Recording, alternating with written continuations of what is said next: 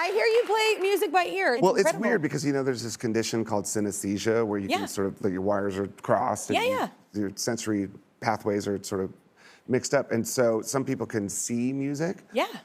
I don't necessarily, I sort of do that, where whenever I hear a song, it's almost like these little Lego shapes in my mind. Yes. So that's how I remember arrangement. That's how I remember composition. It becomes a visual thing for me to rely on because I can't read music.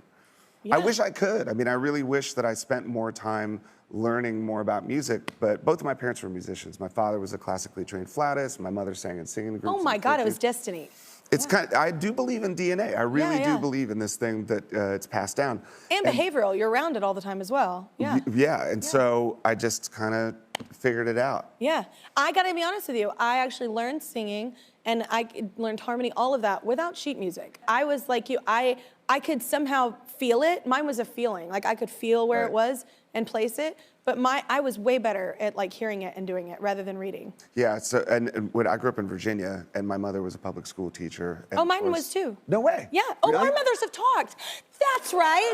Our mothers, because your mother did the book. I feel like she. Yes. Yeah. My mother wrote a book called From Cradle to Stage. Yeah.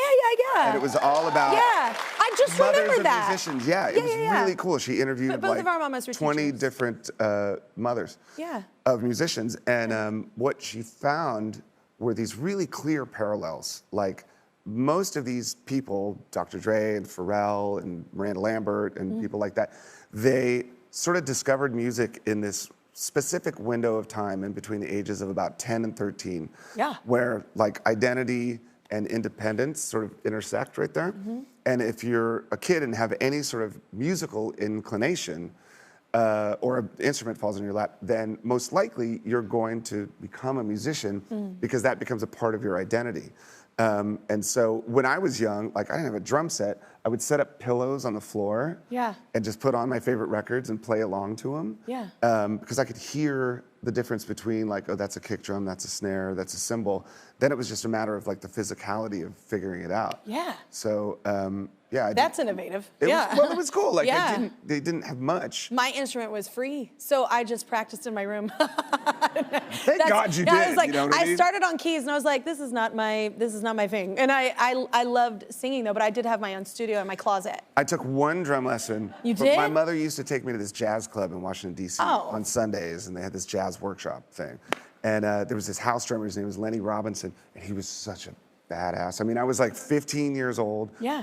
Learned to play on the pillows, and I saw this guy, I'm like, I'm gonna ask him to give me lessons. So he's like, $30 an hour. I'm like, all right. So he comes over to the house, and I had the drum set, and he sits down, he does this like, crazy jazz solo thing. So he goes, let me see what you can do. And I'm like, and then he goes, okay, first thing, you're holding your sticks backwards. Oh, and I go. And I'm like, and then he's got me on this practice pad, kind of doing this for $30 an hour. I was like, I can't afford to become a drummer. I can't afford it. I make $1 million. You know what I mean? I got to teach I know, myself. I was like $30 an hour. Oh my God. So wait, so your new book, I love this. First, congratulations, Thank you. #1. That's amazing. And it's called Storyteller. Yes. So why pick now to write that? I feel like everybody in the limelight, they always want you to write a book. And I'm nervous about it. But you should do it because it's fun. I love how you've done it though. You've done it. Well, here's what happened. So, you know, Foo Fighters have been a band for 26 years at this point. Right? And like we spent the last quarter of a century on tour. So last year when everything shut down, I had nothing to do. And I'm such a spaz. I was like, what am I gonna do? I got nothing to do. I can't have nothing to do. Where do I put this creative So energy? you know what I did? I started an Instagram page. With like my first, Instagram. I had no idea. I was like, well, how'd this work? And so instead of taking pictures of like myself in a thong in the mirror, I was like, how about I'll just write stories? So I started this Instagram page called Dave's True Stories. And I was writing these little short stories about like... Please tell me this is a gift That's somewhere. how I... jamming with like Bowie and jamming with Prince and all these crazy things that have happened in my life. Once I realized like, oh, this pandemic thing, this might take a while. I'm like, well, maybe now's time to write a book. Yeah. So I had this list of all these stories I was going to write for the Instagram page, and like short stories, and I just took that list and gave it to my editor.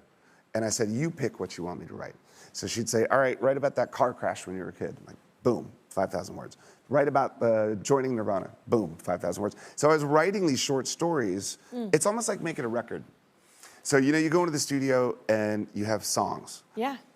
And you start recording, and then an album starts taking shape. And then you're like, okay, this is the first song. This is the last song. And then something you thought was going to be on there doesn't make it, but then something surprises you. Yes, Yeah. and you start to realize like what you have and what you don't have. Yeah. And it was the same way as I was writing these short stories until finally we put it together.